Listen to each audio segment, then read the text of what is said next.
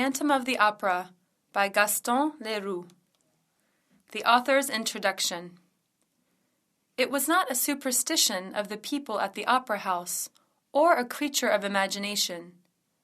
There was really a ghost that seemed like a shadow in his black clothes with no head, a face without a nose, and black holes instead of eyes. I was surprised when I discovered the coincidences between the ghost and the exciting tragedy that was famous among the people of the Paris upper classes. Then I decided to search for more information in order to bring the tragedy to light.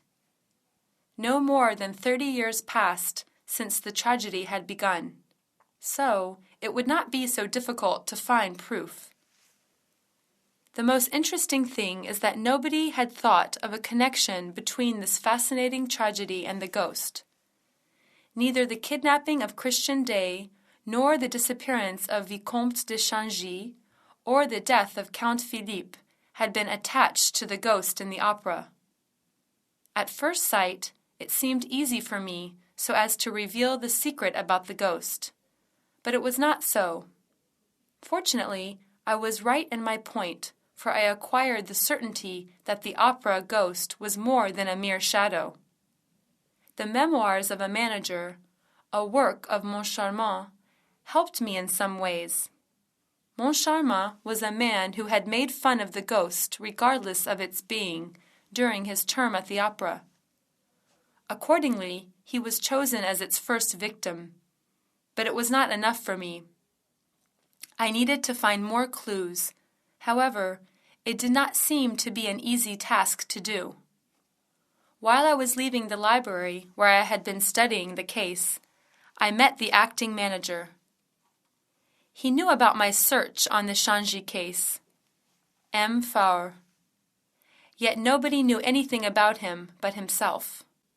That evening, he told me what he knew about the Changy case and ended it in favor of the madness of the Viscount and the death of the elder brother.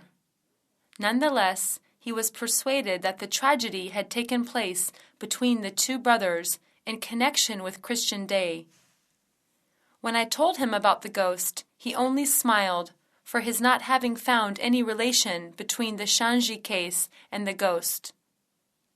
Not only did he know the story about the ghost, but also one of his friends from the opera saw the ghost and told him about it. This witness was a well-known man who was called the Persian by all of Paris. Due to my interest in the story of the Persian, I decided to talk to him, and fortunately I did. He was a very amiable man. He did not hide his story from me, told everything with proof of the ghost's existence, even the correspondence of Christian Day. It was not a myth. There really existed a ghost. This was what I concluded. It was 5 months after our conversation that I heard the Persian had died. Later on, I found some letters, which had been written by Christine. That proved that I was right in my opinion about the connection between the ghost and the tragedy. I also searched the history of the Persian and found out that he was really a very reliable man. I talked to the others who had once been interested in the Changy case.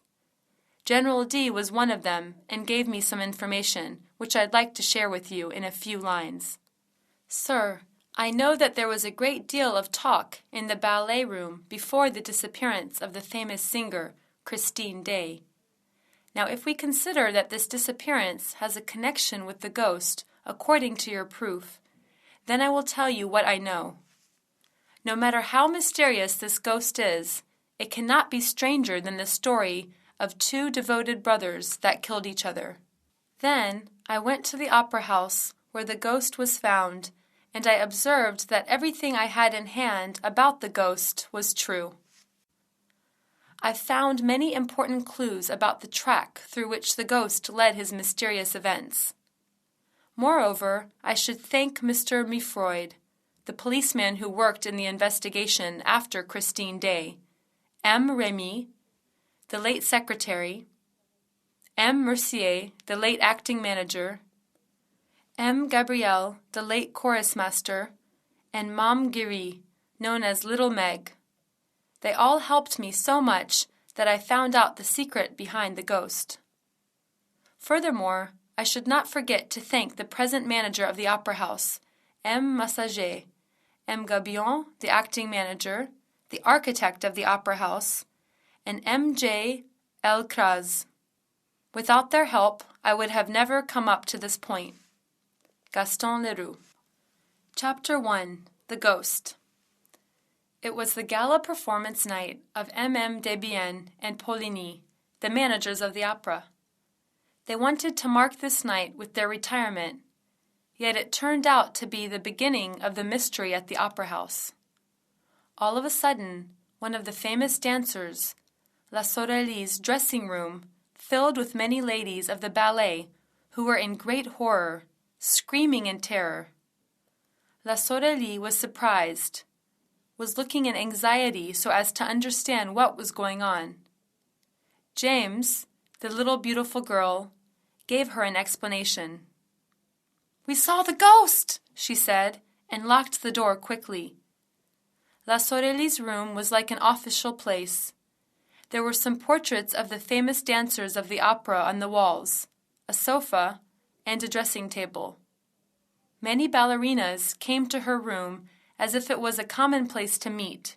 They sang, danced, chatted all together here. Sorelli was a woman who believed in superstitious things, and when she heard about James, she trembled. At first, she refused to believe, but then she started to ask for the details.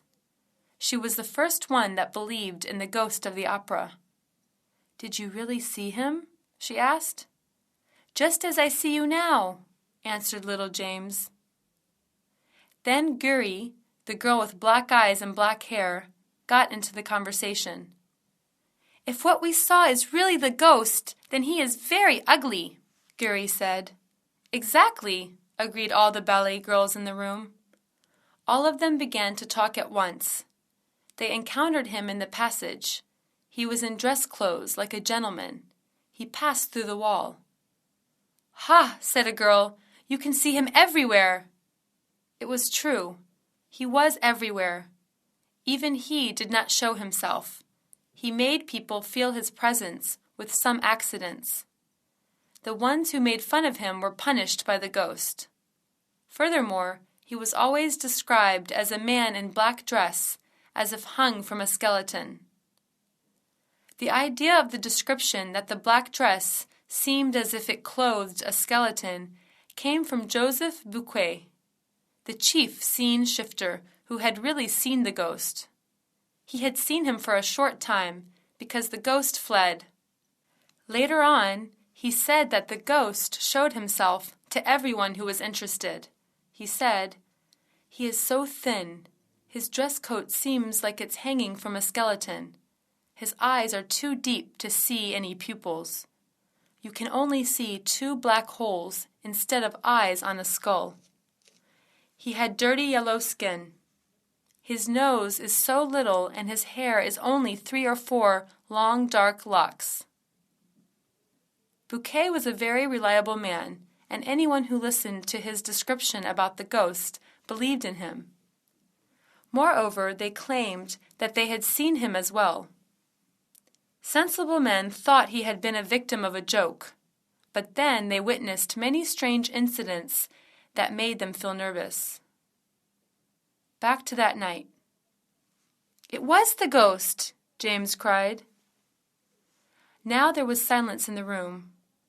Everybody was trembling with horror. There came a sound outside the door, but it was not footsteps. It was like light silk sliding along the passage. Suddenly it stopped. Sorelli got up and walked over the door and shouted, "Is there someone out there?" "Of course there is," answered Meg GIRY, "but never open the door." No matter what the girls said, Sorelli opened the door and looked outside. "There is no one in the passage," she uttered. "Hurry up, children, pull yourselves together. There is nothing, you see." "But we saw it clearly," the girls said. Gabrielle had seen him too, added James. I know, he told me as well. He was in the stage manager's office then, when the Persian entered. As it is known, he has the evil eye. Sure, the girls shouted. And you know that Gabriel is so superstitious. Every time he sees the Persian, he touches his keys in his pocket in order to be away from bad luck. Yesterday, when he heard the Persian was coming, he tried to touch iron, but he could not. Suddenly he fell, banged his forehead, cut his arm. These were all happening while I was with my mother, and we were passing by there. We found him in blood and bruises. He told us that he was lucky that we arrived on time, and he said he had seen the ghost behind the Persian just as Bouquet described. Bouquet should not talk about the ghost so much, GIRY added. Why do you say so? Mom says so. He does not like to be talked about, she answered. But why does she say so? Because, whatever, she whispered. All the girls got more anxious now due to Meg's claim. No matter how Meg avoided telling what she knew, she gave up at the end, for she could not dare the girls' insistence any more. They promised not to tell the secret. Then Meg started to tell. It is because of the private box. What do you mean? The ghost's box. Oh, has he got a box? Tell us. Be quiet. Yes, he has a private box, which is box 5, the one next to the stage on the left. My mom has charge of it, but swear not to tell anyone. Of course. This box has not sold to anyone for over a month. It has been kept for the ghost. But we never saw him in the box. If he really comes, we should have seen him there. We know that he is wearing a black dress coat and has a face of the dead. This is wrong. He has no dress coat or a dead man's face. He cannot be seen. You can only hear him. Mom has never seen him, but she has heard him, and he sometimes leaves a flower for my mom. This is all nonsense, the girls said. I should have never told you. If Mom learns about this, I ought to have held my tongue. Mom says that talking about the ghost too much will bring him bad luck. Hurried footsteps were heard, and a breathless voice shouted, Cecile, are you there? This is Mom's voice, said James. Then all of a sudden she got into the room. How awful, she cried. What's the problem? Joseph Bouquet. What about him? Joseph Bouquet is dead. The room was in great silence now, due to their horror. Everyone had the same idea. It must be the ghost. But no one could ever learn how he died. At the inquest, it was stated as a natural suicide in his Memoirs of a Manager. Moncharmin, one of the joint lesses who succeeded MM Debienne and Poligny, told the story as follows. It was an incident that spoiled the retirement party of MM Debienne and Poligny. I was in the manager's office when Mercier, the acting manager, came in suddenly and told me that the scene shifter Bouquet had been found hanging in the 3rd cellar under the stage. Let's cut him down, I shouted. When I reached there, he was no longer hanging. His body was on the floor. He said all of this as if it were so natural. A dead body which had been hanging down, but when found later, there was no mark of the rope. He explained it simply. I think that someone who had seen the rope next to the body has taken it without realizing it was proof. The bad news spread all over the opera. All the rooms emptied. The girls in the Sorelli's room rushed out in horror as quickly as possible. Chapter 2. The Mysterious Voice.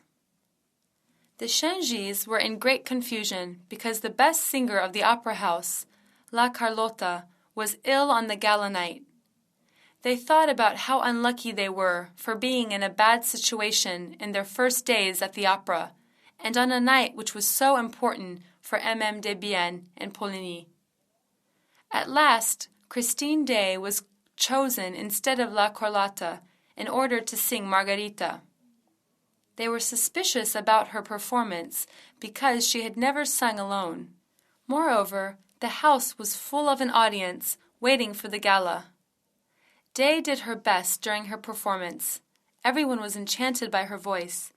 The audience went mad, cheering, clapping, when Day fainted in the hands of her fellows on the stage.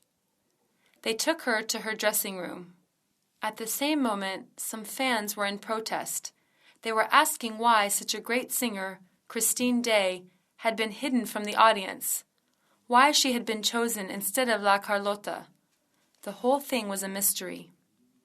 The Comte de Changy, standing up in his box, watching people talking about the performance, was glad that he had overcome such an important night with success.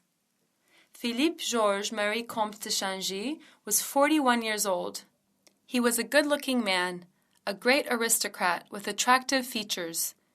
He had an excellent heart. Due to the death of old Count Philibert, he became the head of one of the oldest and the most distinguished families in Paris. The Changys owned a great deal of property, and when the old count died, he was supposed to accept the management of so large an estate. His two sisters and his brother Raoul respected him, and they had never had a problem with sharing the heritage. Their mother had died while she was giving birth to Raoul, who was born 20 years after his elder brother. When the old count died, Raoul was 12 years old, and Philippe dedicated all his life to his brother's education. Philippe was a great role model for his brother due to his success in his career and his good character. He raised his brother so well that he himself and all Paris loved Raoul so much.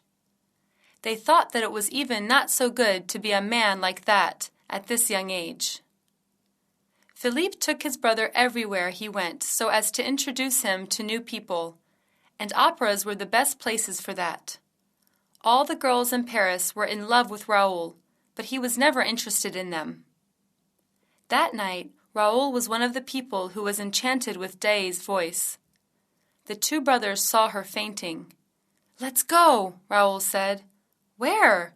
Philippe asked in surprise. "Don't you see the woman fainting?"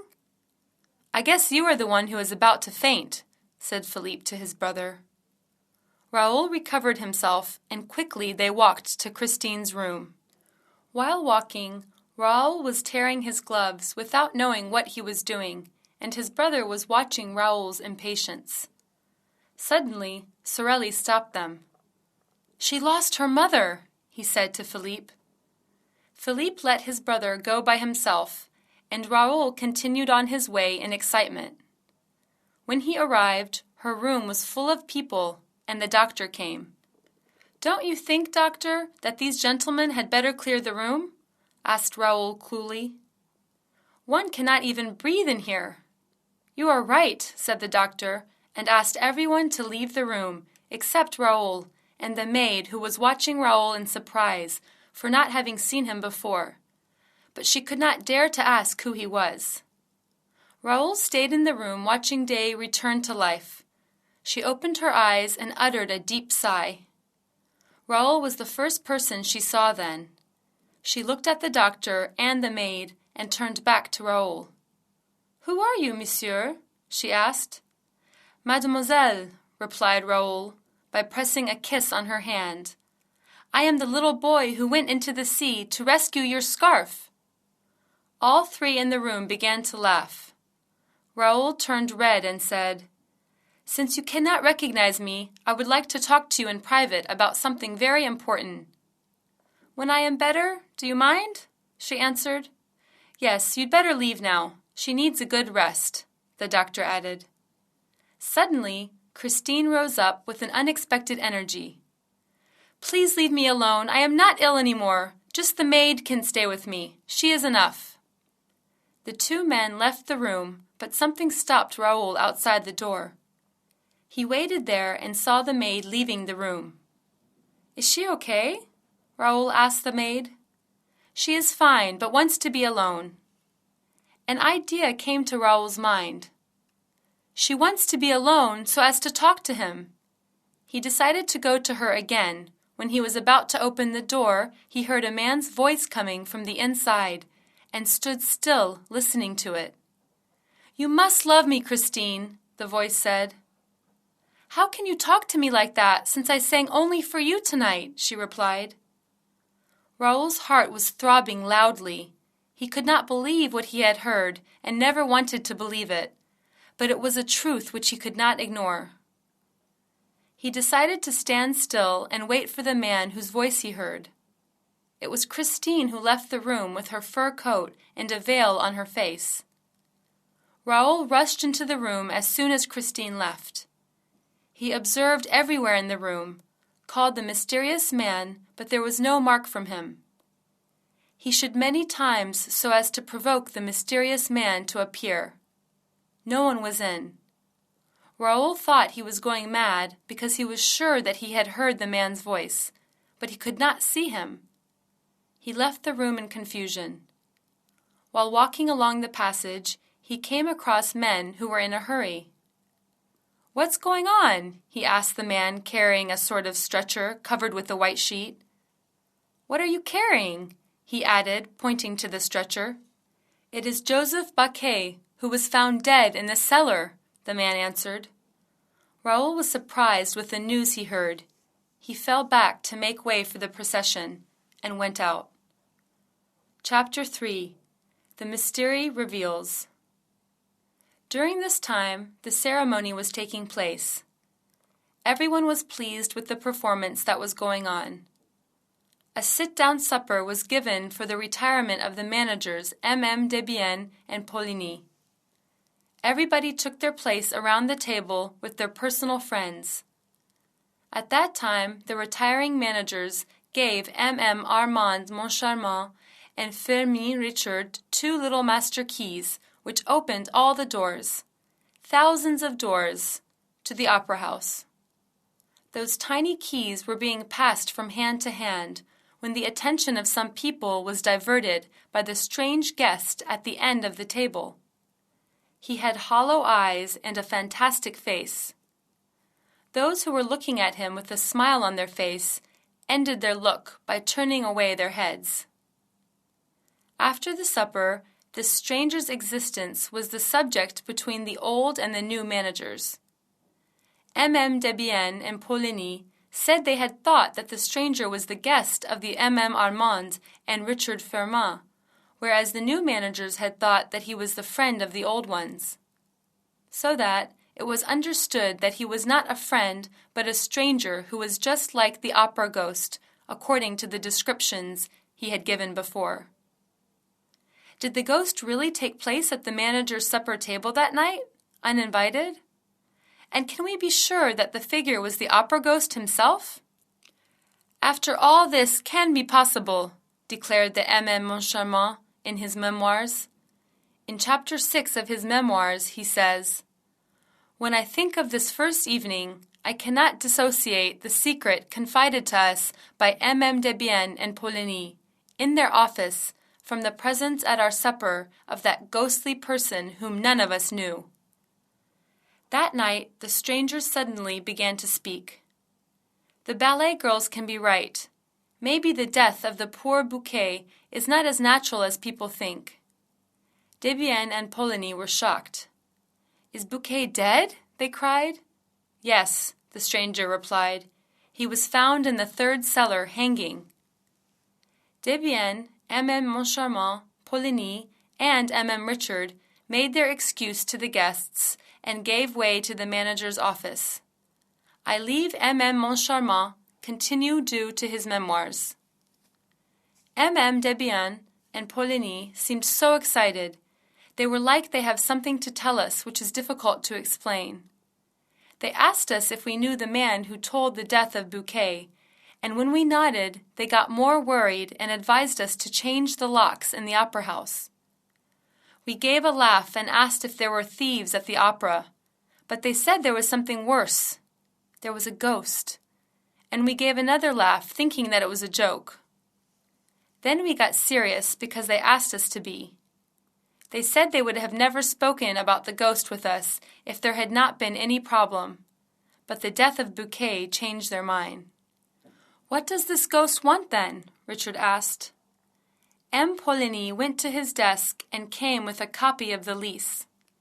The opera lease begins with the well-known words, the management of the opera shall give to the performances of National Academy of Music the splendor that becomes the first lyric stage in France," and ends with Clause 98, which says, "The privilege can be withdrawn if the manager intrude the conditions stated in the lease." This is followed by 4 more conditions. If the managers, in any month, delay for more than a fortnight the payment of allowance which he shall make to the opera ghost, the allowance of 20,000 francs a month. Richard asked with great coolness, "Is that all he wanted? Doesn't he want anything more?" "Yes, he does. Box 5 should always be reserved for him, for every performance." We did never sell Box 5, but you can guess what means the loss of Box 5. We cannot even work to keep ghosts. "We prefer to go away," said Poligny. "After all, it comes to me that you have been so good to the ghost. If I had such trouble, I would not hesitate to have him arrested."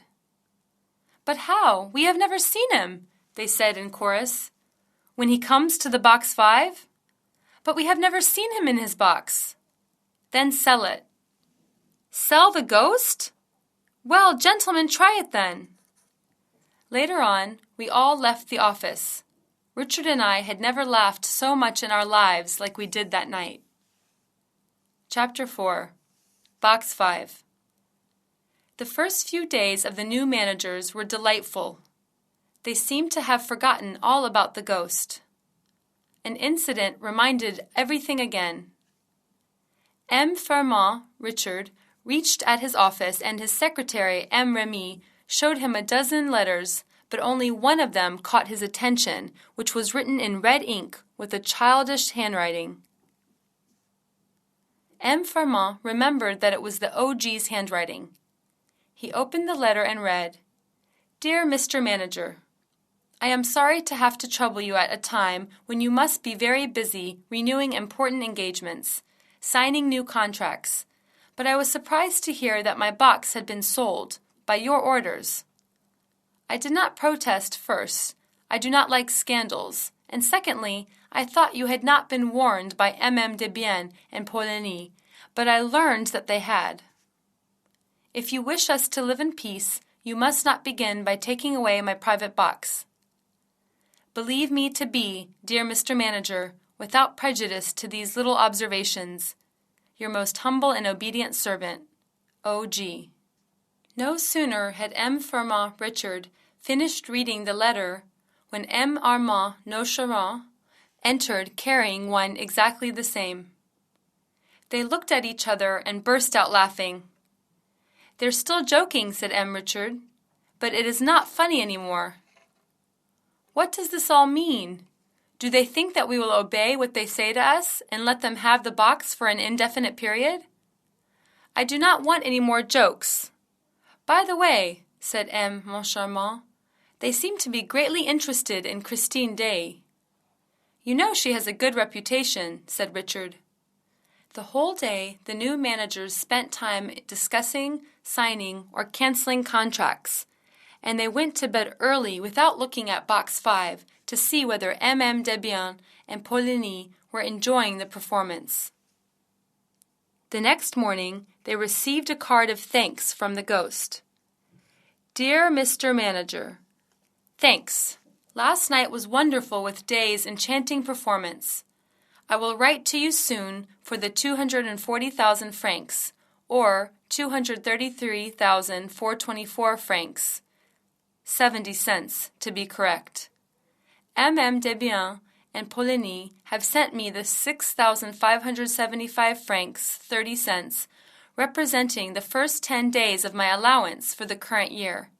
Their privileges finished on the evening of the 10th. Kind regards, O.G." There was another letter which had been sent by M.M. Debienne and Poligny. "Gentlemen, we are very glad that you had reserved the best box for us, but we do not have the right to occupy Box 5 as it belongs to him. Thanks for your kindness. Accept, gentlemen, etc." "This annoyed me enough," shouted Firmin Richard. That evening, Box 5 was sold. The next morning, when M.M. Richard and Moncharmin reached their office, they found a report which had been written by the inspector. It was about the incident that had happened the night before, in Box 5. I'll give you the important part of the report. I had to call in a municipal guard twice, this evening, in order to clear Box 5, once at the beginning and once in the middle of the second act. The occupants created a scandal by their laughter and their ridiculous observations. The whole house started to protest, and I was made to get into the box so as to say what was needed by the boxkeeper. The people were not in their normal moods. They were doing strange things. After having warned them, I got out. No sooner had I left the box when they started laughing again.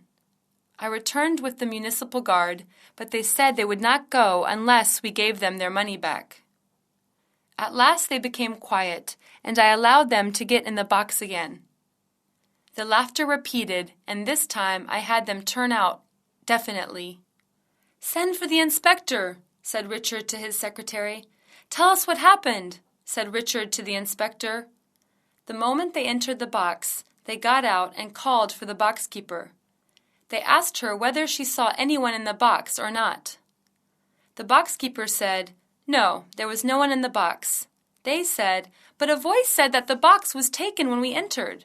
"Send for the boxkeeper," Richard shouted. "Have you ever seen the ghost?" he asked to the inspector. "No," he replied. "Very well, because I do not understand people saying that he is everywhere, but we have never seen him." The boxkeeper entered the office at that moment. "What is your name?" asked Richard. "MAME GIRY. I am the mother of little Meg GIRY." "I have never heard of her. Anyway, I got the report from the inspector about what had happened last night." "I would like to talk to you about that. I wanted to warn you as I had warned M.M. Debian and Poligny, but they had not listened to me at first and had some incidents." "I was not asking you this. I just want to learn what happened last night," said Richard. Mame Giry turned purple with indignation. She had never been spoken to like that. She stood up and decided to go, but suddenly she stopped and turned back. "I will tell you everything. The ghost was annoyed again," she said. She knew that it would not be easy to explain a voice coming from a person who was invisible. It was not her first time. She had explained this phenomenon to M.M. Debian and Poligny before. She often heard him, and they could believe her, for she always spoke the truth. She talked about the incidents that had happened when M.M. Debian and Poligny had refused to get on with the ghost and had sold the box to others. "But the ghost has always been kind to me. He gives me 2 francs after the performances, and I hear him. When he does not have money, he leaves me some English sweets, which I am fond of," continued Mame Giry. "It's too nonsense." "How can you get money from a ghost which you can never see?" asked Richard. "Of course, he leaves it on the little shelf in the box," she replied. "That is enough. You can go, Madame Giry." When the inspector and the boxkeeper left the office, the managers decided to deal with this problem on their own from that moment on. Chapter 5. The Angel of Music. After Christine's triumph at the opera, she refused to take part in any performance. Having known that the Comte de Changy did his best in order to please his brother with the help of M. Richard, she wrote a letter to Vicomte de Changy. "Monsieur, I have not forgotten the boy who rescued my scarf from the sea. I feel that I must write you today before going to Perros. Tomorrow is the anniversary of the death of my father, whom you knew very well, and who was very fond of you.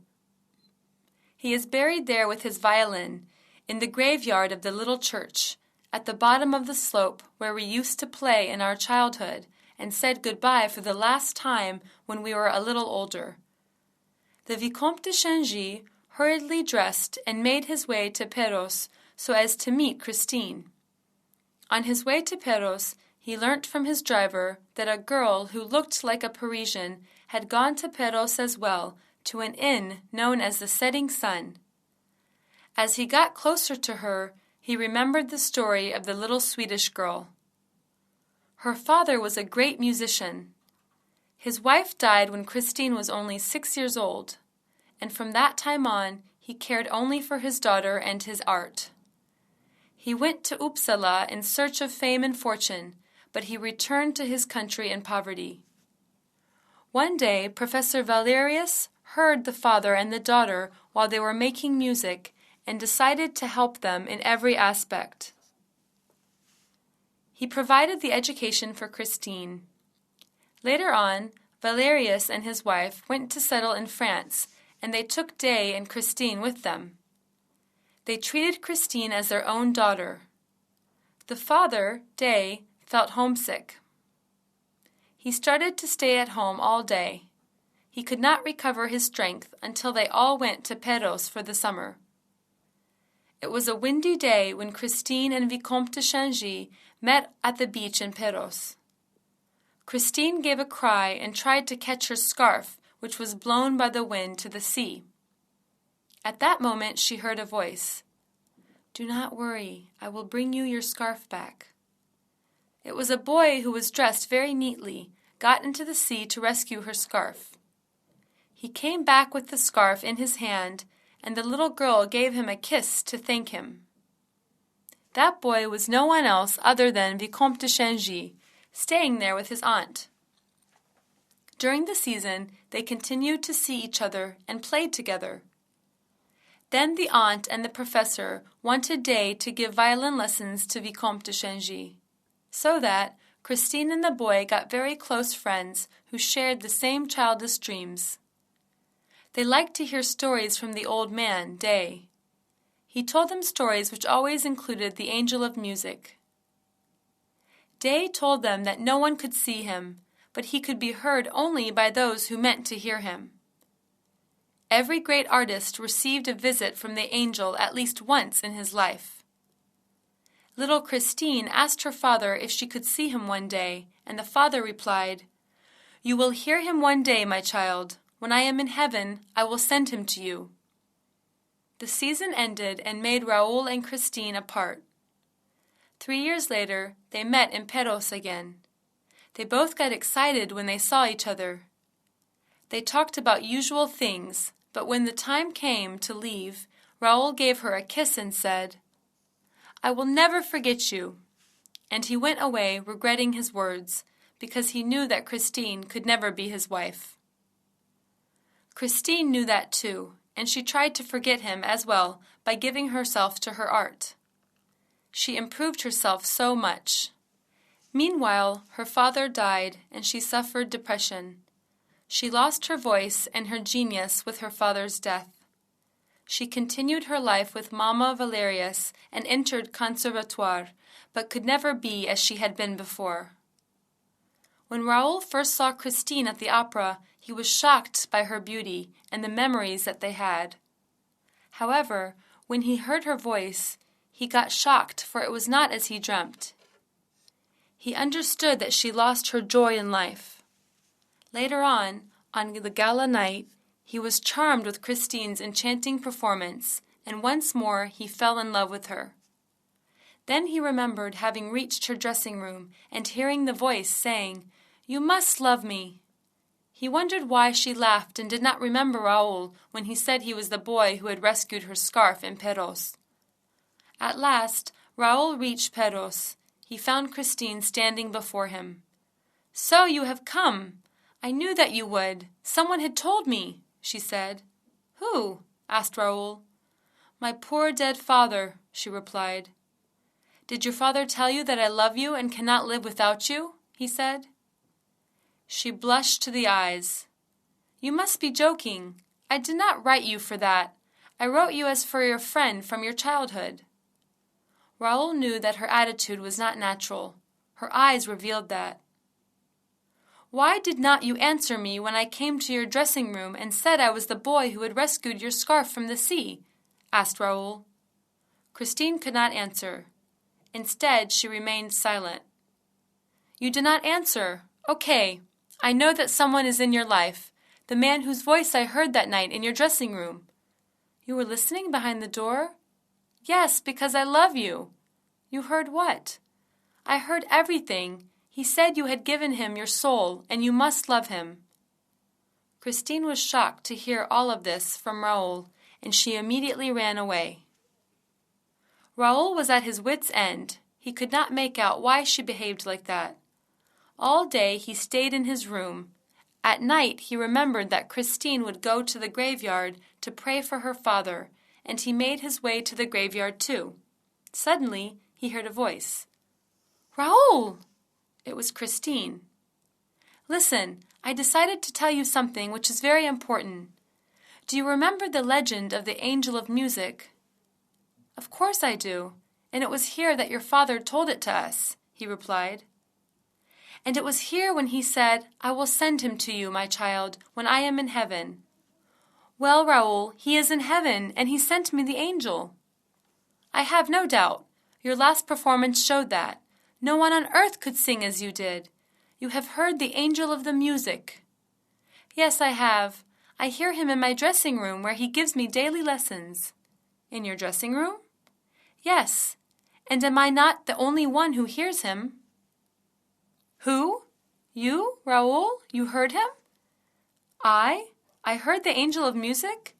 "Yes, it was he who was talking when you were listening behind the door. But please try to understand my astonishment when you said you heard him, because I thought I was the only one who could hear him." Raoul suddenly burst out laughing. "Why are you laughing? Don't you believe me? Your playfellow, your old friend? I am an honest girl, Vicomte de Changé. I am not mad to lock myself with a man's voice in my dressing room. If you had opened the door, you would have seen that there was no one inside the room." "I did open the door when you were gone and found no one inside. You see?" "Well, Christine, I think someone is playing games with you." Christine gave a cry and ran away in disappointment. Raoul turned to the inn feeling very sad. The landlady told him that Christine had gone to her bedroom and she would not be down to dinner. He had his dinner alone and then went to his room. Later that night, he heard a voice coming from next door. It was Christine. She had not slept. He heard the sound of her door. She was going outside, but where? He rushed to the window silently and saw her. He climbed down with the help of the tree in front of his window. The next morning, some people brought Raoul back to the inn. They said they had found him all stretched at full length on the steps of the high altar of the little church. The landlady was shocked, and she immediately went to Christine's room to give the news. She came hurriedly and tried to revive him. He saw her beside him when he recovered. A few weeks later, when the tragedy at the opera compelled the police to search for the events happened beforehand, M. Milford, a policeman, questioned Vicomte de Changé about that night in Perros. "I give you the questions and the answers as given in the official report." Question. "Did Mademoiselle Day not see you when you climbed down and walked after her?" Answer. "No, monsieur. I was so slow and so quiet that she did not even hear me following her. She was walking to the church. Then the church clock had struck 11:45, and she hurried, started to run to the churchyard." Question. "Was the gate open?" Answer. "Yes, it made me surprised, but not Mademoiselle Day." Question. "Did you see anyone in the churchyard?" Answer. "No. If there was, I could easily see him because the weather was so good and the moon was shining on the snow and made a quiet light." Question. "Could there be anyone hiding behind the tombstones?" Answer. "No, monsieur, because the tombstones were not so high. If there had been someone, I could see him." Question. "Are you superstitious?" Answer. "No, monsieur, I am a Catholic." Question. "How is the state of your mind?" Answer. "Very sane and peaceful, I assure you. I just wondered where Mademoiselle Day was going at that time of the night, but then I thought she was going to pray for her father, so it did not come to me so unnaturally. I followed her due to my instincts, when I saw her making cross. Then it struck midnight, and she lifted her eyes into the sky and stretched out her arms. I did the same, then suddenly heard an enchanting music. It was the music Christine's father played us in our childhood. It was the best sound I have ever heard in my life. When the music stopped, I seemed to hear a noise from the skulls in the heap of the bones. It was like they were chuckling, and I started shuddering. Question. Then what happened when you were found in the morning lying half dead on the steps of the high altar? Answer. First, a skull rolled to my feet, then another. Then I saw a shadow glide along. I ran up, but the shadow had already entered the church. When I got into the church, I saw a death's head. I felt as if I were face to face with Satan, and I fainted. Then I woke up at the setting sun. Chapter 6. The Fatal Night. We left M. Firmin Richard and M. Armand at the moment when they were deciding to look into the matter of Box 5 on their own.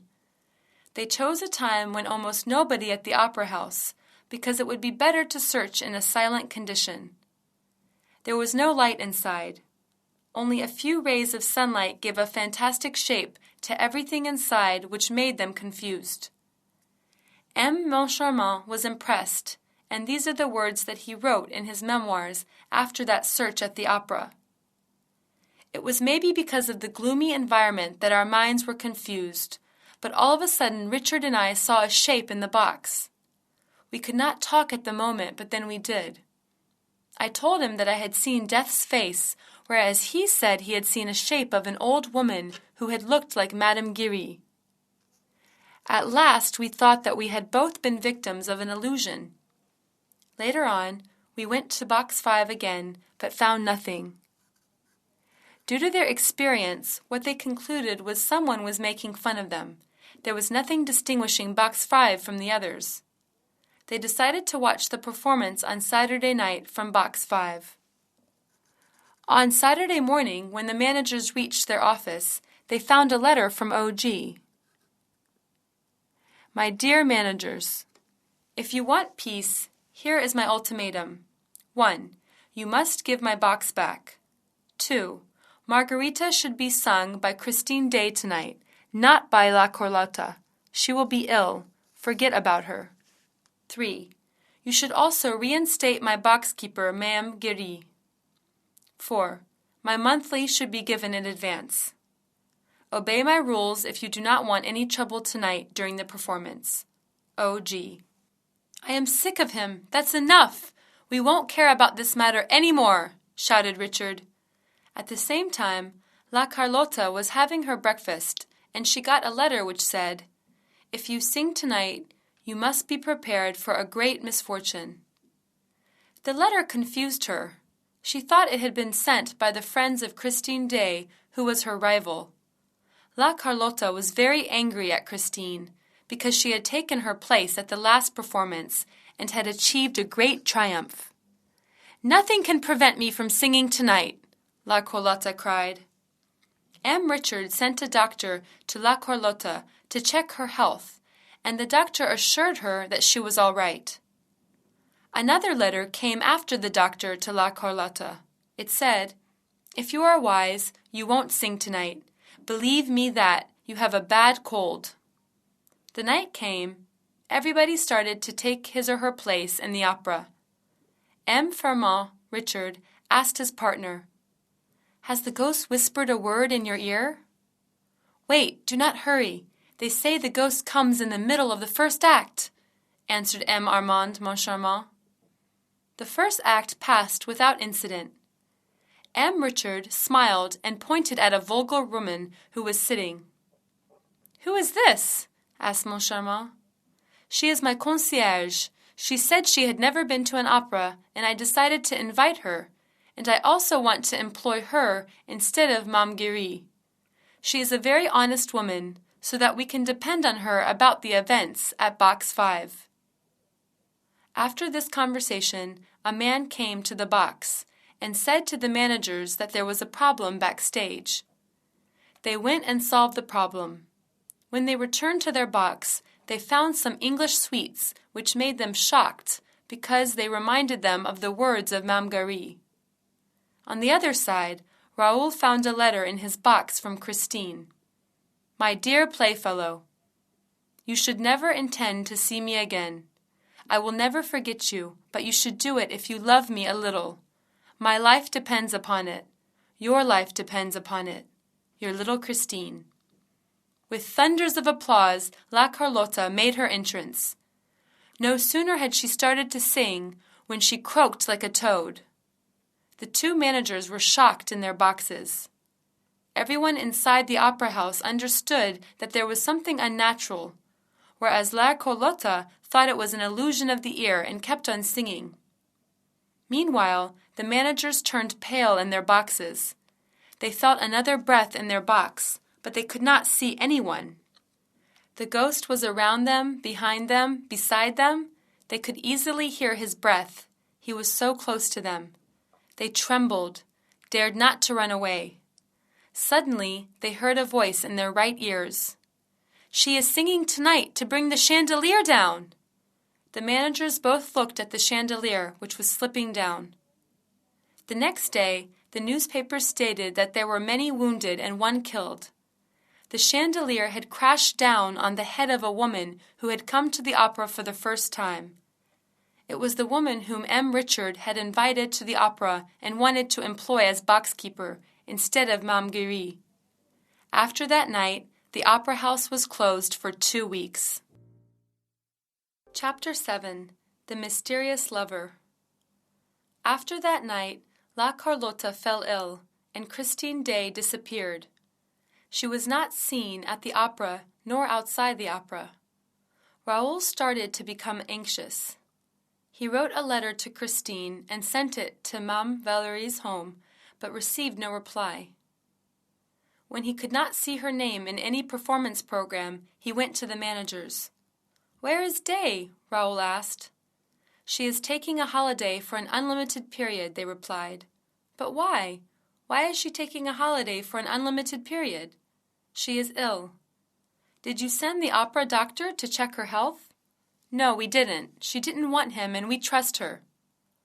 Raoul was aware that there was something strange with the managers. It was not only the fall of the chandelier, but also something more horrible which made them seem absent-minded. As he left the office, he decided to go to Madame Valerie's home.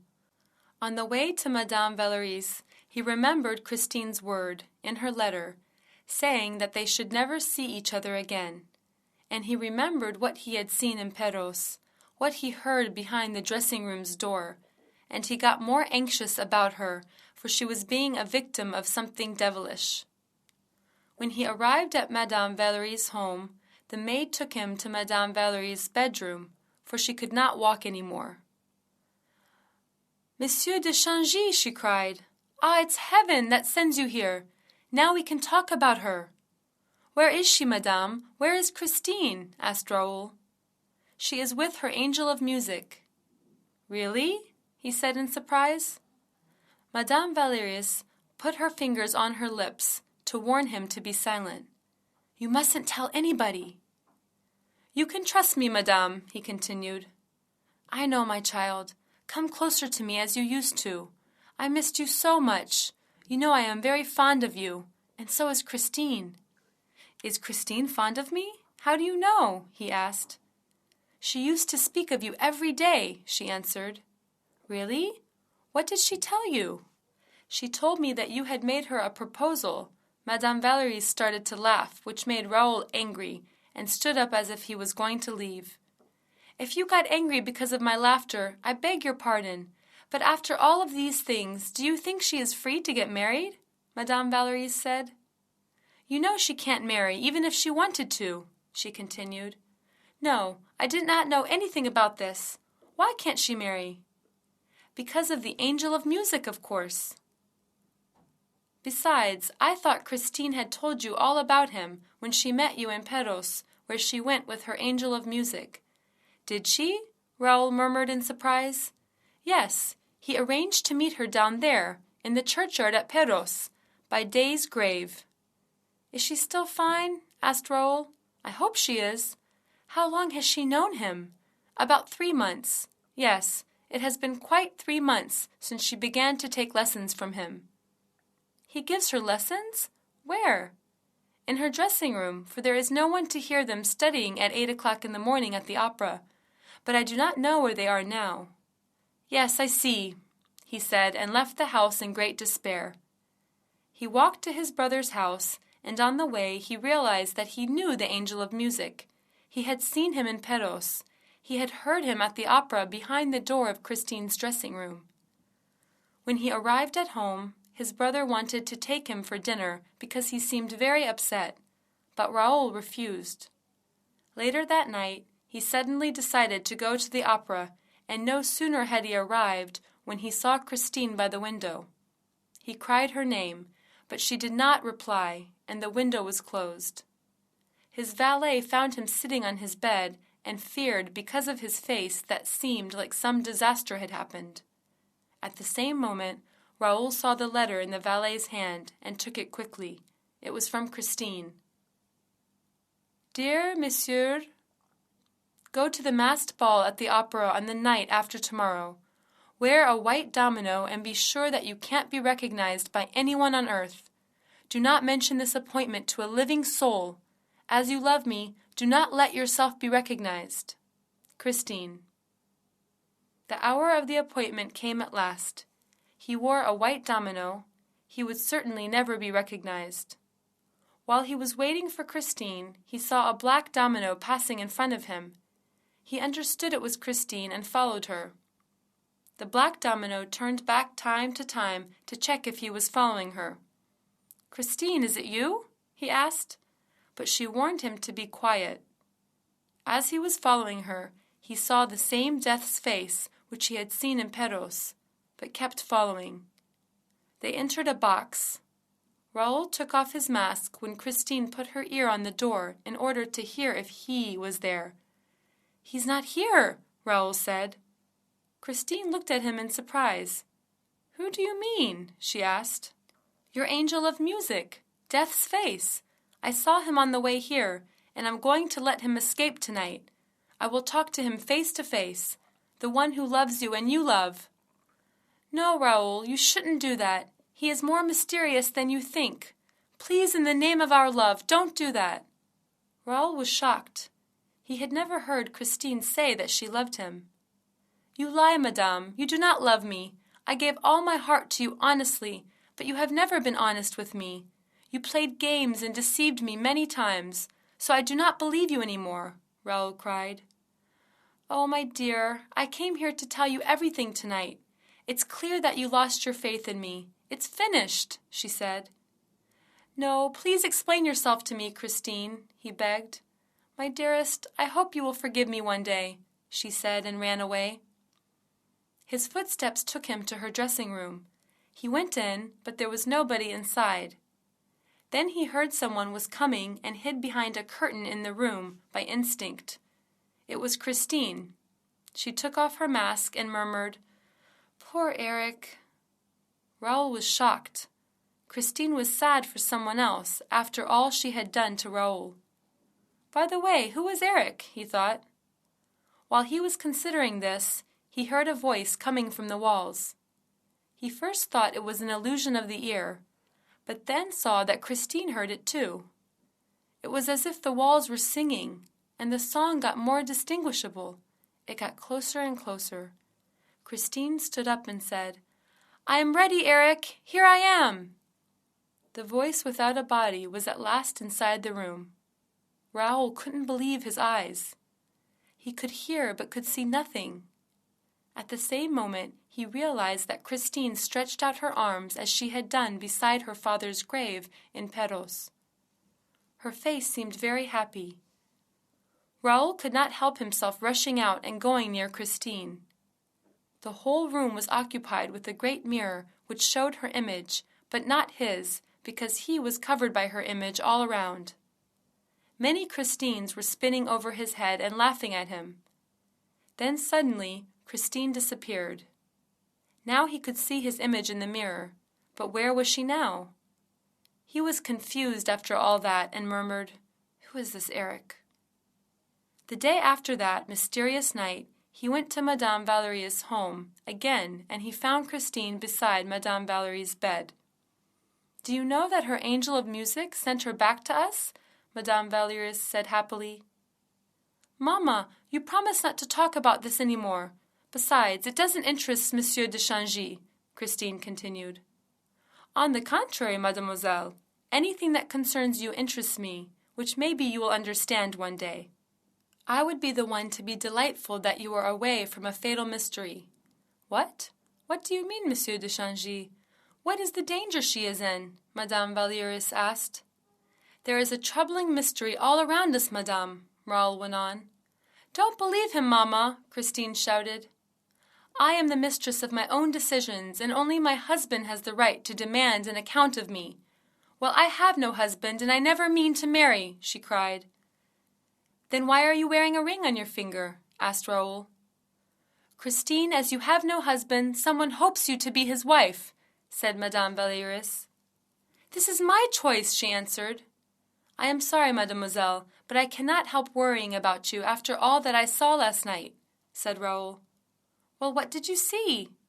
Christine asked. I was in your room, hiding behind the curtain when the voice came from the walls, and you talked with a man who you did not see, and he took you away. You murmured, poor ERIK, when there was someone worried about you more than anyone else. And at last I learnt your mysterious lover's name, ERIK. Christine's face turned pale in surprise.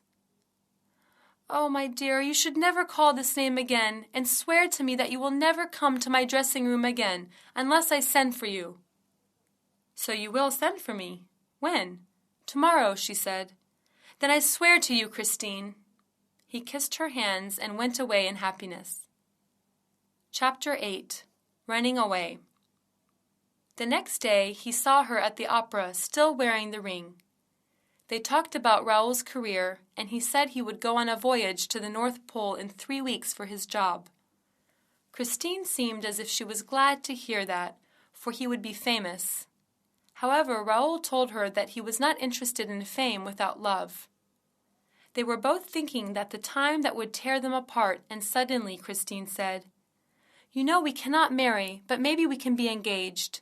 We won't let anybody learn this, so there will be no problem. This happiness will harm no one. Raoul jumped at the idea and accepted to play that game. Then he said, So I am not going to the North Pole. Christine had not dreamt of a possibility like that, and she discovered the danger of that game, but did not say a word to Raoul. After their meeting, Christine did not send her usual daily letter to Raoul, and did not take part in the performance. Raoul got anxious and went to Madame Valerius.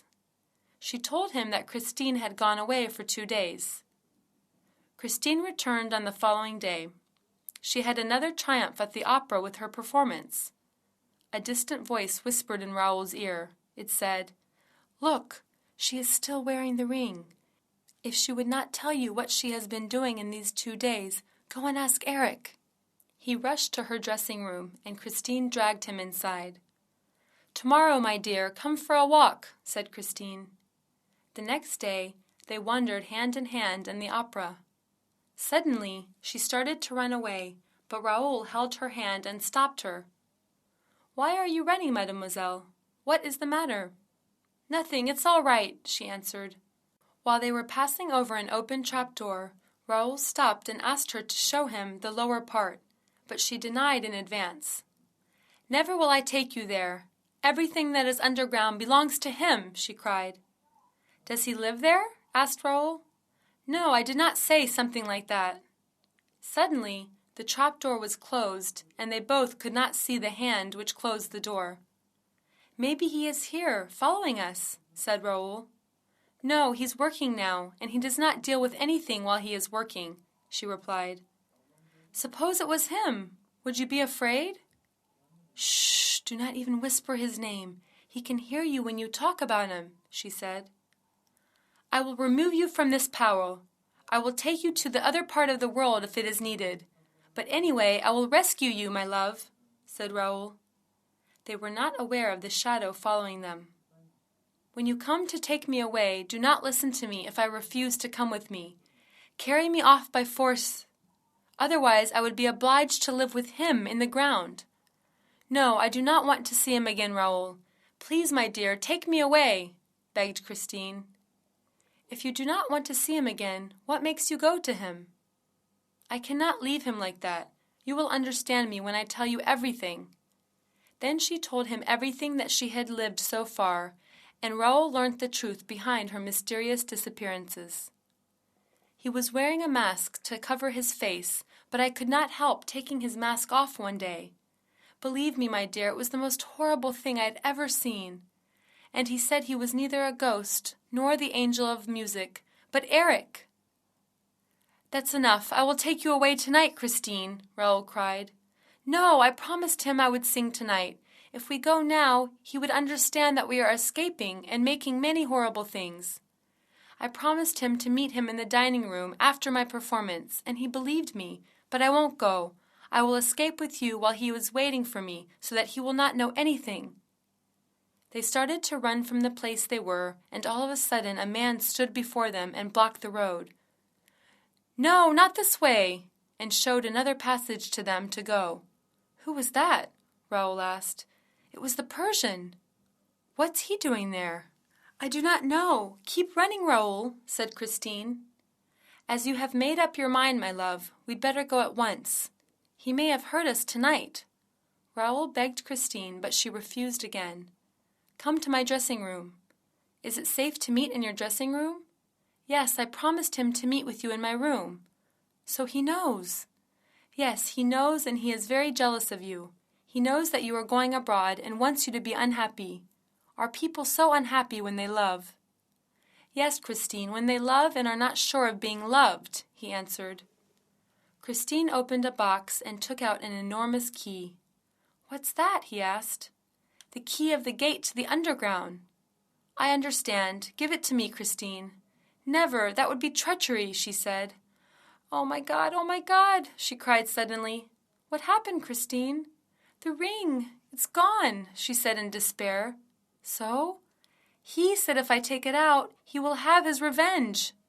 They both looked for the ring, but they could not find it. Let's go away at once, Raoul insisted again. No, not now. Tomorrow we will go. Chapter 9. The Two Nights. Raoul went to his home thinking about their escape. At night, when he went to bed, he saw two red blazing eyes at the foot of his bed. Eric, is it you? Shouted Monsieur de Changy. If it is, he is on the balcony, he said, and rushed from his bed. He shot his gun to the forehead between the eyes. This time the two eyes disappeared. His brother and his valet came to his room, having heard the sound of his gun. Raoul was leaning over the balcony with his candle. Blood, that's good. A ghost who bleeds is less dangerous, he said. What ghost? What are you saying, Raoul? Asked his brother. The ghost of the opera, Eric. He was here and I shot him. Maybe Christine will never forgive me, for I shot him. Have you suddenly gone mad? He was here and I saw his blood. You would do better to help me find Eric. A ghost who bleeds can be found as well, said Raoul. Yes, there is blood on the balcony, said the valet. You must have fired a cat, my brother. He dismissed the servants, and the two Changis were alone in the room. I will take Christine away tonight, said Raoul to his brother, without having known that the valet outside the door heard him talking. At breakfast, they saw the newspapers. There is a promise of marriage between Mademoiselle Christine Day, the opera singer, and Vicomte Raoul de Changy. If it is true, the Changis will not keep their promise. We wonder how Count Philippe intends to prevent his brother from marrying Mademoiselle Day. The two brothers are said to adore each other, but the Count is curiously mistaken if he imagines that brotherly love will triumph over love. You see, Raoul, you are making us ridiculous, said the Count. That singer has turned your head with ghost stories. Goodbye, Philippe. Did you really make up your mind? Are you going with her tonight? Surely you won't do something so foolish. Goodbye, Philippe, said Raoul, and left the house. I will never let you do something like that. You will see, shouted Raoul after him. The night came, and Christine started singing. She stretched out her arms, looked at Raoul, and sang. My spirit longs with you to rest. Suddenly, the stage plunged into darkness. Nobody understood what was happening. Christine Day was no longer on the stage. Ladies and gentlemen, an unexpected event has taken place and thrown us into a state of greatest alarm. Our sister artist, Christine Day, has disappeared before our eyes, and nobody can tell us how, Carolus Fonta announced. Chapter 10. After the Disappearance. Behind the curtain, everybody was talking about the disappearance of Christine Day. Where did she go? What happened to her? She's run away. With Vicomte de Changy, of course. No, with the Count. Or La Corlata tricked her for revenge. It must have been the ghost. While people at the backstage were making suggestions, Monsieur Remy, the secretary of the managers, was looking for Moncharmin and Monsieur Richard, but she could not manage to communicate with them. The managers were not around. She knocked on their door, but could not get an answer. It was possible that they were at their office. However, no one could be sure of that, for they could not get in, because the managers took keys of the office with them. The managers were acting like madmen. There must have been something wrong with them other than this disappearance, said Monsieur Remy. Suddenly, a voice caught everybody's attention. I beg your pardon, but could you tell me where Christine Day is? The absurdity of the question at a time might cause people to laugh, but everybody saw the man's unhappy face and did not even say a word. The man was Vicomte Raoul de Changy. After Christine's disappearance, Raoul accused ERIK. He thought ERIK had learnt Raoul and Christine's secret and wanted to prevent them from escaping. Raoul seemed to hear Day's voice from the walls, but he could not find her. He wandered around the opera like a madman so as to find his love. People began to make fun of him. They thought he had lost his mind. On the other hand, Raoul blamed himself for not having killed ERIK that night when he had seen him on the balcony. He could not help asking himself why had not Day accepted to escape before and waited until the performance night. Raoul rushed to Christine's dressing room and pushed the great mirror in order to find an entrance to the Rue Scribe, the underground where the ghost lived. Unfortunately, he couldn't manage to find a secret door. Suddenly, he remembered the key that Christine had showed him. That key belonged to the underground door that led to Rue Scribe. He failed to find the key. It was not in the box, in its usual place. He had nothing to do but ask the box-keeper. I beg your pardon, madame, but could you please tell me if there is a gate to Rue Scribe? I am sorry, sir, I know about the Rue Scribe, but I have never been there, replied the box-keeper. Then he encountered the commissary that came to the opera in order to search the matter. Ah, Monsieur Vicomte de Changy, it is nice to meet you. Would you mind coming with me? And now, where are the managers? Asked the commissary. Let's go to their office. When they reached the office, they shouted, Open the door in the name of the law! Then the door opened slowly. When they were entering, a hand held Raoul's shoulders and said, Erik's secrets concern no one but himself. It was the Persian. He made some signs to Raoul to be silent, and when Raoul wanted to ask the reason, he suddenly disappeared. Chapter 11. The Secret Between Madame GIRY and the Ghost. Before telling what the commissary and the managers talked about in the office, I must say that some extraordinary events had happened at the opera. Monsieur Richard and Moncharmin had locked themselves in their offices, and the ghost received his 20,000 francs easily, and the managers acted like lunatics, but it was not due to the fall of the chandelier. One morning the managers found an envelope on their table which said, Please make my money ready and give it to Madame GIRY so that she can give me the money. O.G. The managers put the money into an envelope without hesitation and handed it to Madame GIRY. She went to box 5 and put the money on the little shelf. While she was doing that, the managers were watching her from the place where they were hidden. Madame GIRY left the box. They kept waiting in order to see the ghost taking the money, but they could see no one. At last they stood up and took the envelope. They opened it, but the money they had put in it was changed. They were not the same notes. At that moment, the two managers looked at each other in horror. Moncharmin wanted to say this to the commissary, but Richard prevented him from it. He said, "Do not make us ridiculous. All Paris would laugh at us. You see, the OG has won the first game. He would want his next allowance, and we would play with him next time." Sometimes Moncharmin could not help himself having suspicion about Richard because of his strange ideas. They received another note from OG.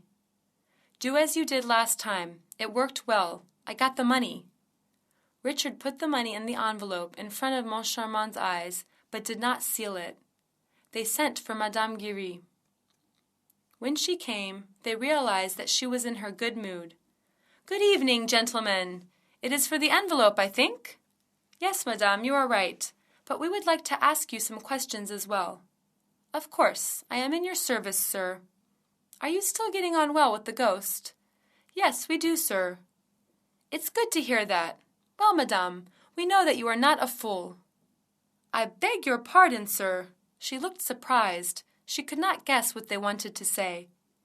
"Well, we all know this ghost story is just a good joke, isn't it? But it has lasted long enough." Madame GIRY looked at them as if they were talking Chinese. "What do you mean? What do you want?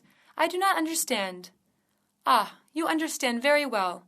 First of all, let's begin with his name." "What is his name?" "Whose name?" "The man you help, of course."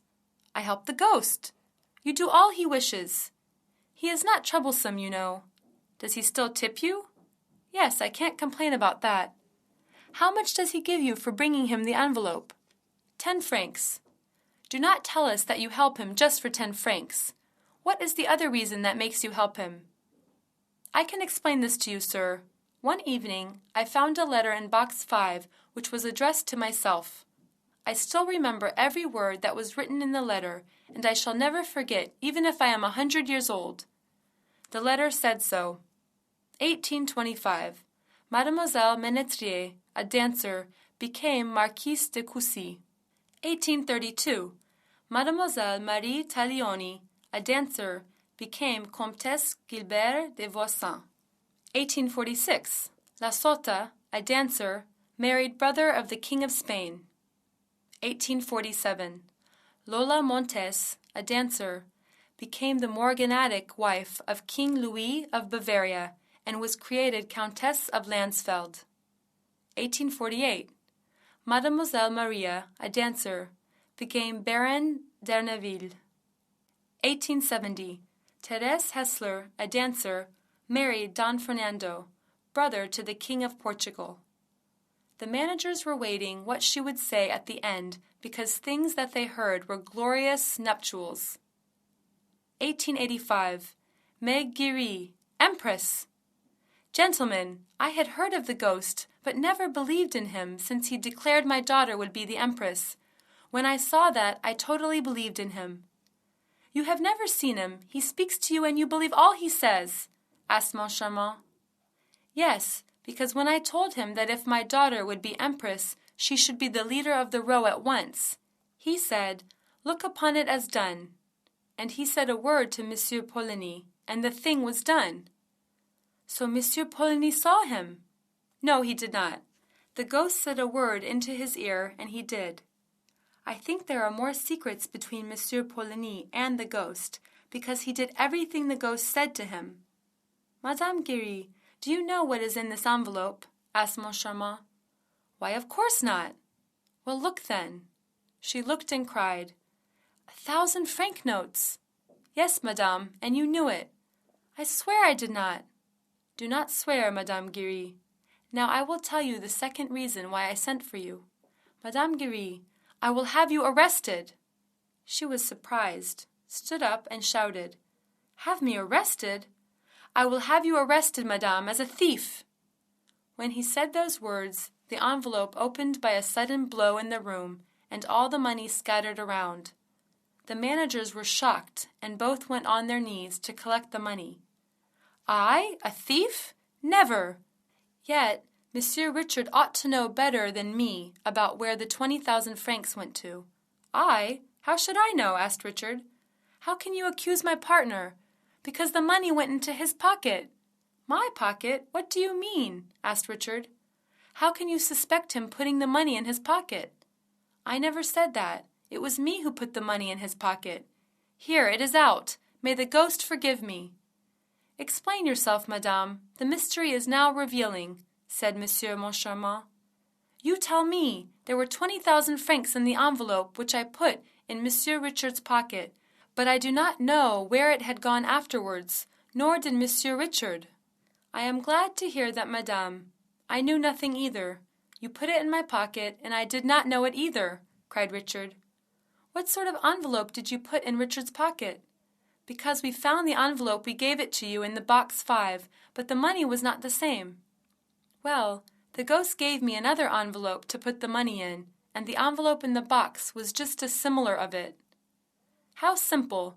So it was the ghost who gave you this envelope and told you to substitute it for the one which we gave you? And it was the ghost who told you to put the other into Richard's pocket? Yes, it was the ghost. So the ghost took the money from his pocket. How clever! So you see, there is no witchcraft in it. Chapter 12. Safety Pin. The managers decided to trick the ghost. They would do the same as they had done before, but this time they would be more careful, because they learnt from the box keeper how the ghost had received the money. They would make the same movements which they had made on the night of the disappearance of the first 20,000 francs. Monsieur Moncharmin would always follow Richard and keep an eye on his pocket in order to see the ghost take the money from Richard's pocket. Monsieur Richard went and sat at his usual place in the box. Monsieur Moncharmin was behind him and watching him all the time. When Richard stood up, Madame GIRY got closer to him and put the envelope in his pocket.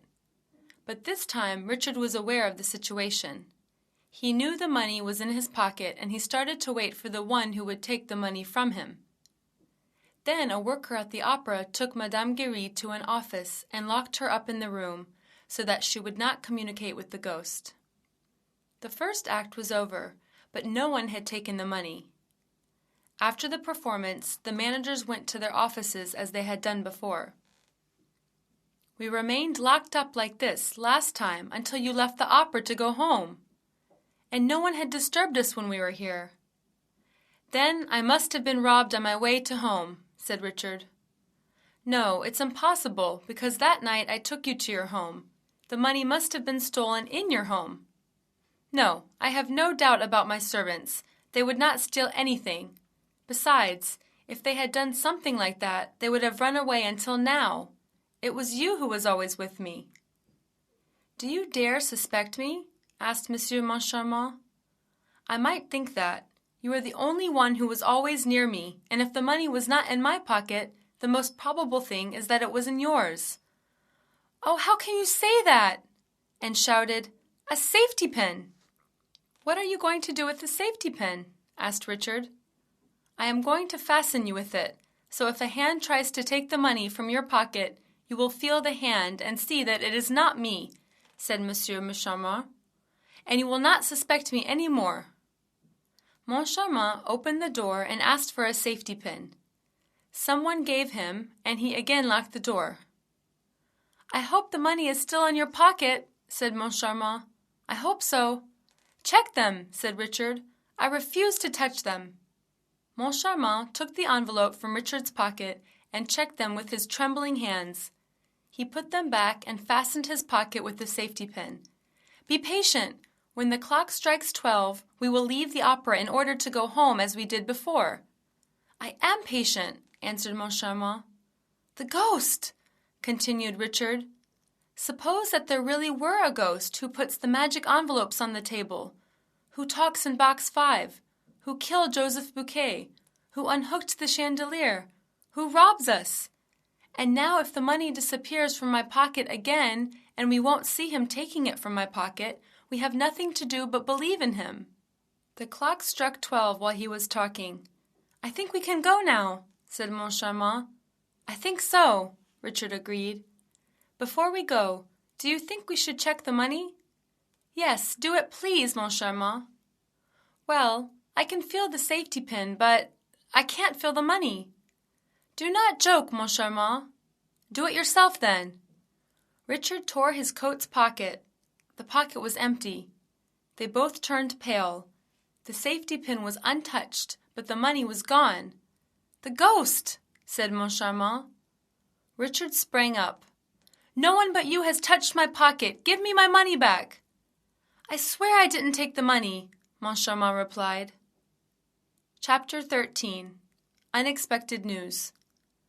When the commissary of the police entered the manager's office, he immediately asked, Is Christine Day here? Christine Day? No. Why? Said Richard. Why do you ask her? Because she must be found as soon as possible. What do you mean by finding her? Has she disappeared?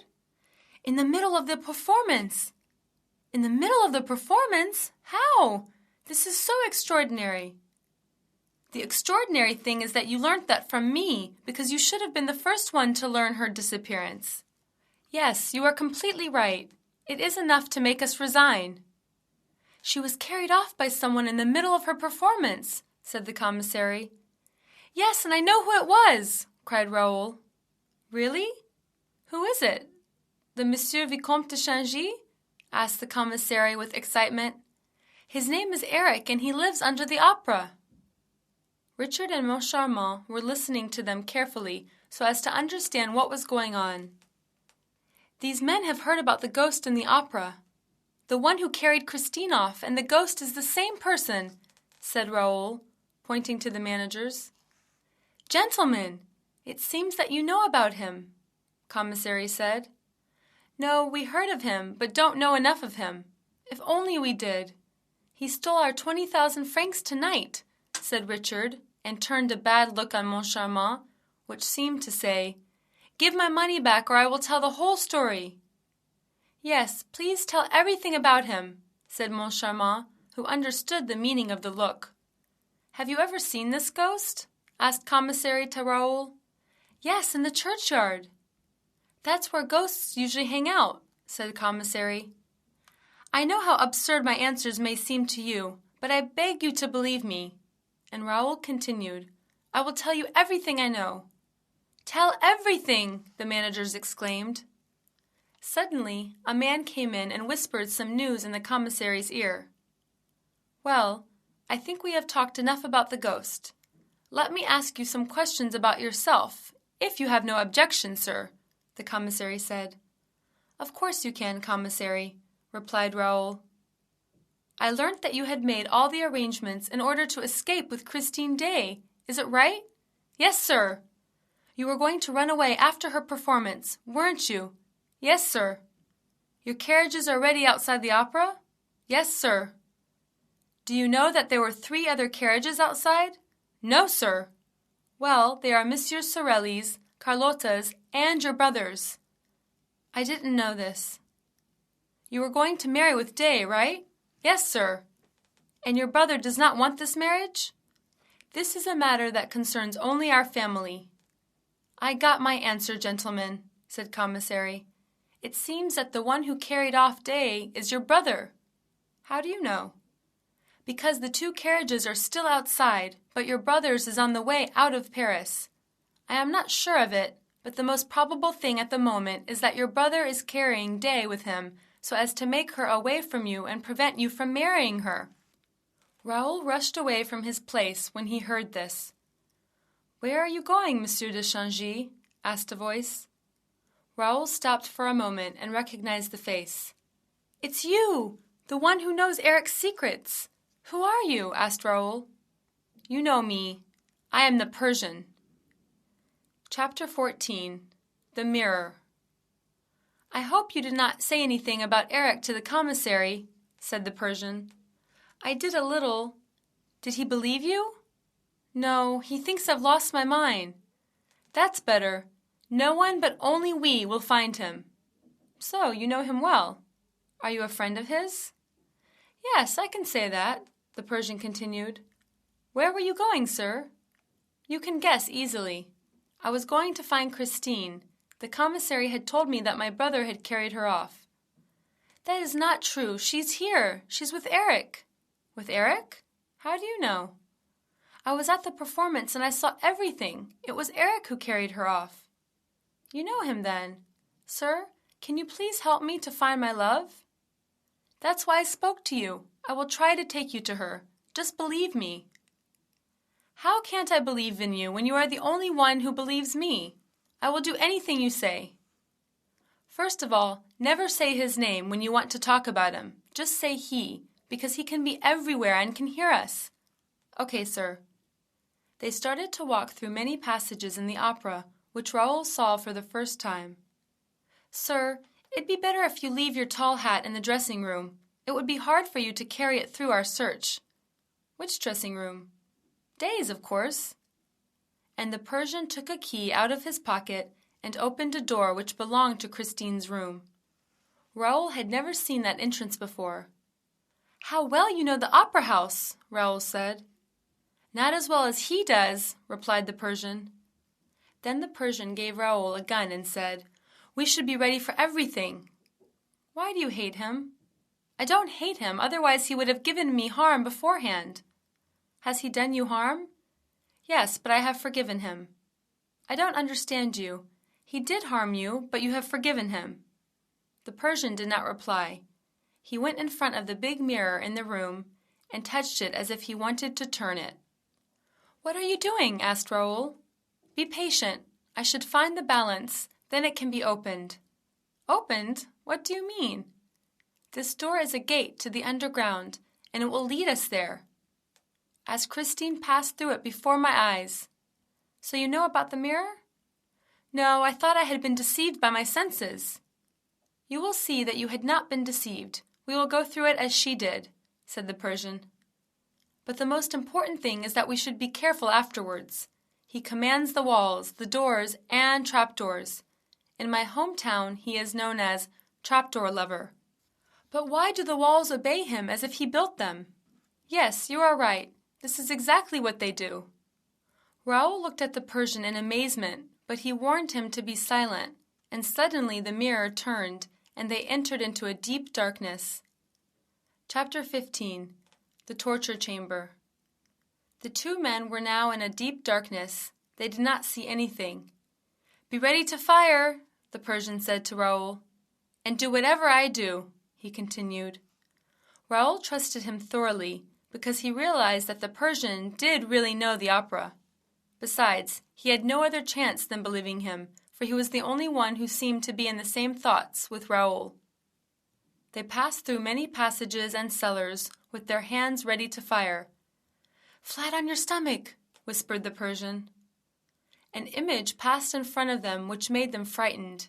They could not distinguish the features of the image, though it was so close to them. It is not he. He? If he follows us, we can see his sparkling eyes, but we are dead men if we do not keep our hand at the level of our eyes like we are ready to fire, said the Persian. Suddenly he stopped talking. The image was again near them and getting closer. They could not hold their hand at the level of their eyes because of the horror they felt. They lost their control. When they were about to faint, the image said to them, Do not follow me. Let me pass. I am the rat catcher. Just let me pass with my rats and never follow me. Then it disappeared. They were still trembling. I should have thought of that. ERIK had told me about the rat catcher, but he had never told me that the man looked like that, the Persian said. Are we getting closer to this house? I should rescue Christine as soon as possible, Raoul said. Just be patient, but know that we can never enter his house. I had tried to enter before by passing the lake, but I failed. Then why are we here now? Asked Vicomte de Changé. We are here in order to rescue Christine Day, believe me, but we will try another way to enter his home. We won't pass the lake. After some time, they came to a point. Now, we are getting in the house. Be silent and do whatever I do. I will drop myself into the house now, and you will do the same. Do not be afraid. I'll catch you in my arms, the Persian said. Raoul obeyed every word he had said and found himself in the Persian's arms. Hush, whispered the Persian. It was dark inside. They were unable to see where they were. The Persian handed in something. It was a rope, and then he realized that the room was all covered with mirrors. "Oh my God!" the Persian exclaimed. "We've dropped into the torture chamber." Chapter 16. The Persian's Narrative. It was the first time that I had entered his house. I had tried it once and I had failed. He understood my intention and caught me on the way to his home. "Why are you trying to get into my house? I did not invite you," ERIK said. I did not reply. He had already understood my curiosity over his secrets. He told me that he would not forgive if I try again. From that day on, I stopped thinking about the idea of revealing his secrets. Then I heard the love affair between ERIK and Christine Day, but I did not want to believe it because he had an unendurable face to look at. It was unbelievable that she loved him. One day, I talked with ERIK about this, and I told him that he was keeping her locked up. She could not love him. "She is here because she loves me. I do not lock her up. She can leave if she wants," ERIK told me. "I do not believe you," said I. "Do you promise me that you will not annoy me any more if I prove to you that she comes to me because she wishes?" "I do. But how would you prove this to me?" I asked. "Watch her in the night of the masked ball. You will see that I will not carry her here, but she will come due to her own wishes." And that night she really went to his room on her own. First, I couldn't believe it. But then I learnt that ERIK filled her heart with terror, but her heart belonged to Vicomte de Changy. After her disappearance in the middle of her performance, I decided to help Raoul to rescue his love. Then we started our horrible journey in the cellars underground. I told him to always be ready for fire, but I couldn't explain why. Because we had not so much time. I had known the tricks of ERIK. He liked to catch his enemies who tried to get closer to his house, not only around the neck, but also around the arm and neck. That was why I told him to be positioned as if he was ready to fire, because that was the shortest way to tell the position. My fellow was really brave. I had no doubt that he really wanted to save her, but unfortunately, we fell in the torture chamber. We were in a room covered with mirrors. Then we heard a voice. "You must make your choice, marriage or death." I recognized the voice. It belonged to ERIK. He was talking to Christine, but he was unaware of us. A few minutes later, he had understood that we were there. He would have started the torture beforehand and never let us hear them. Vicomte de Changy wanted to rush through the mirrors and reach Christine, but he could not. "I just want to live like ordinary people. I want to marry with the woman I love and live with her in my house. I want your love, Christine. If you love me, we will be very happy, I promise. But if you refuse my proposal, everybody will be dead," ERIK said. Christine was crying at the moment. "Why are you crying? You know that it gives me pain, Christine," he continued. "You don't love me. You don't love me, Christine," he cried and went out of the house. She was alone at home, and we wanted to make her hear us. "Christine, Christine," called Raoul. "I must be dreaming," she said. "You are not dreaming, my love. We are here to save you, but please inform us when you hear him coming," Raoul answered. "ERIK had gone mad, Raoul. He wanted me to marry him. He says he will kill everybody if I do not accept his proposal." "I know, Christine. Just be patient. I will save you. Now can you make sure that he went away?" "I can't. I'm fastened," she replied. "Why?" asked Raoul. "Because last night I tried to kill myself. I do not want to marry him, Raoul." "Listen, my love. Please try to open the door of the room. We are in now." "I try, but I can't. Where are you, Raoul?" "We are in the next door, in the torture room." "My love, run away from there. It's so dangerous." "We can't and we won't. We'll go away from here together or die together. Tell him that you are in pain because of the ropes that fasten you, and he will unloosen them because he loves you. He doesn't want to see you in pain." "Hush, he's coming, Raoul." ERIK entered the house. "Why did you cry out, Christine?" he asked. "The ropes hurt me. I am in great pain, ERIK," she answered. "Oh, my love, wait, I will release you," Erik said. She was no longer fastened. Chapter 17. The Cellar. Vicomte de Changy could not help calling Christine, and at the moment Erik heard his voice. "What's that? Did you hear, Christine?" asked Erik. "No, I heard nothing," she replied. "I thought I heard a cry." "Are you getting mad, Erik? You know no one can enter this house. I cried because you hurt me." "I do not think so. You are trembling. You are excited. I think you are not telling the truth. There must be someone in the torture chamber." "There is no one there, Erik." "I understand now. No one. Maybe it's the man who you want to marry." "I do not want to marry anybody. You know that." "Well, it is not difficult to find out if there is someone in the chamber. Would you like to see, Christine? I will turn on the lights of the torture room, and you will look from the invisible window." Suddenly, the room was filled with light. "The man in the torture chamber cannot see you, Christine, but you can see him easily." "What do you mean with the torture chamber? It doesn't sound good, Erik." "You can have a look if you want, dear. Go and look through the invisible window, and tell me what's in it." She went up so as to look through the window without Erik. "There is no one in the chamber, Erik," she said. "Are you sure? Your face doesn't say so. You are trembling." "Of course I am sure, Erik. Believe me." "Okay, my dear. Did you like the landscape in the room?" "Yes, it's so funny and interesting. I was afraid when you called it torture chamber, but it doesn't seem so." "What did you see?" "A forest." "It's a joke, you see.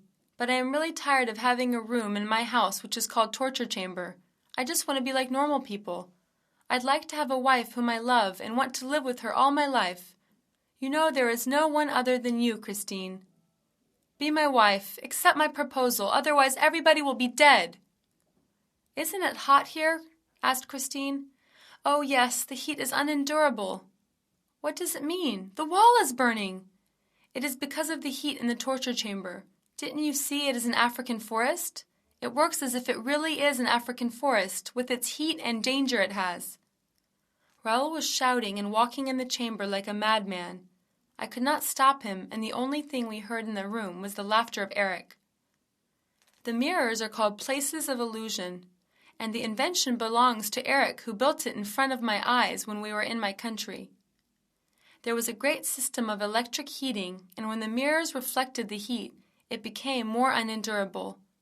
I was all aware of this when we were in the chamber, so I knew that there must have been an outlet. I tried to find the door to go out, but Raoul's cries and behaviors prevented me. The torture started to work its spell on him. At last I warned him. "Look, Raoul, we are just in a room covered with mirrors which drive us into illusions. Always be aware of that and try not to surrender. This is a room, so it has an outlet, a door through which we can go out, and I can find it, but please calm down. When you are behaving like a madman, I cannot concentrate. Please hold yourself. I promise I will find the door." When I told him so, he stopped walking around the room and sat down. I forgot all about the forest and tried to find out the door. "Do you think you can find it before we are roasted? The mirrors are sending out an infernal heat. Please be quick," Raoul cried. In the next door there was silence. We could not hear anything.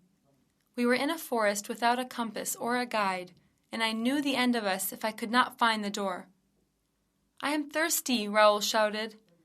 I was thirsty too, but I did not give up trying to find the door. Then suddenly the night fell as in the real African forests, but the heat did not disappear. "Erik, Erik!" I shouted this time. "Remember that I saved you. Please stop this." We were in a desert on the other day, and we were about to die from hunger, thirst, and heat. Suddenly Raoul stood up and pointed to the horizon. He saw an oasis. "No, Raoul, stop! It's only a mirage, another trick of the mirrors. Don't believe it." "How can you say? Don't you see the water flowing there?" he asked. I started to see it as well, and we walked closer to the water. We could no longer control ourselves. We opened our mouths and licked the mirror in order to drink the water we saw it in. As our tongues burnt, we fell on the ground. We could hear the rain, but there was not even a drop of it. All of this drove us mad. Then we suddenly saw a gate which opened to a cellar. When we opened it, the cool air came up to us. We looked for water in the cellar, and we found barrels. I thought they were filled with wine, which ERIK loved so much. "Barrels, barrels! Any barrels to sell?" a voice said. We looked at each other in shock. The barrels were singing. "I can swear the barrels are singing," said Raoul, and he looked inside them. "What's this? This is not water," he said. What I saw in his hand was gunpowder. Chapter 18. The Persian's narrative concluded. When we found the gunpowder, we understood that he would blow us all with it to death. We would be blown up if Christine said no. "Hush! Listen! Did you hear? Someone's coming!" We returned to the chamber because it was our last chance to talk to ERIK and beg him to let us go out the chamber. We shouted, "I" to ERIK, Raoul to Christine. I reminded ERIK that I had saved his life. We heard someone was in the next room. "Raoul, Raoul!" cried Christine. She was not sure if she could find us alive. Then she told us that she had promised to say yes if he would have let her go to the torture room. The time to declare her decision came, and ERIK came near. "ERIK, enough! Please stop the torture! I will marry you! I say yes!" Christine cried. Chapter 19. The End of ERIK. Monsieur Changy and his friend were saved when Christine devoted herself. When the Persian opened his eyes, he found himself lying on a bed. Monsieur Changy was asleep on a sofa. An angel and a devil were watching them. ERIK bent down over the Persian. "Are you better, my friend?" he asked. Christine Day was silent. She brought a cup of tea, and ERIK took the tea from her hands and gave it to the Persian. Monsieur Changy was still sleeping. "He is quite well. He is just sleeping. Don't wake him up," ERIK said to the Persian. Then he left the room. Christine was still there. The Persian called Christine, but she did not reply. She seemed very weak and tired of the tragedies they lived. Then, after a while, ERIK returned. "You are both saved now, and I will take you up to the surface of the earth so as to please my wife," ERIK said. Later on, the Persian and Monsieur de Changy woke up in their own rooms. When the Persian felt himself good, he immediately went to Count Philippe's home in order to check Raoul. The answer was Count Philippe was dead, and Raoul had not been seen for days. The Persian knew that ERIK had killed the Count. Thinking that his brother had run away after Christine, Philippe rushed to follow them out of Paris. When he failed to find them, he returned to the opera. He remembered the things that his brother had told him about the ghost, which he had not believed before, and decided to find them in the opera. Then he found his brother's hat in Day's dressing room with an empty gun case. He rushed to the underground of the opera to find the ghost's house and killed by ERIK's traps. When the Persian was thinking about all of this, ERIK entered the room. "Murderer of Count Philippe! What have you done to his brother and Christine?" he asked. "Don't talk to me like that, my friend. Philippe's death was an accident. I did not kill him. He fell into the lake. I am sorry for him. It was really an accident," ERIK replied. "You're lying!" the Persian shouted. "I did not come here to talk about Count Philippe. I'm going to die. Where are Day and Raoul? I am going to die. Raoul and Christine! Oh, love, my friend, I am dying of love. I loved her so much, and I am dying of her love. You cannot even guess how beautiful she was when she let me kiss her on her forehead. Tell me if she is alive or dead," the Persian shouted.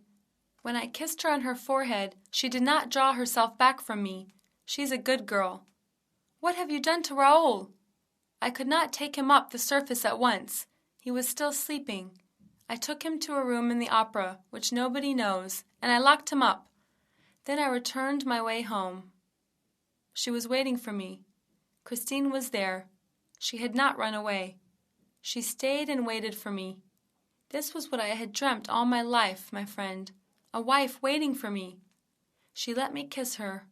I can't tell you my happiness that I felt at that moment. Even my mother had never kissed me, my friend. Christine was the only one who kissed me. I started crying at that moment, and she started crying too. We cried together, and she whispered, "Poor ERIK, when she was crying and she held my hand. I gave her the ring. I had given her it beforehand, and she lost it, which I found later on.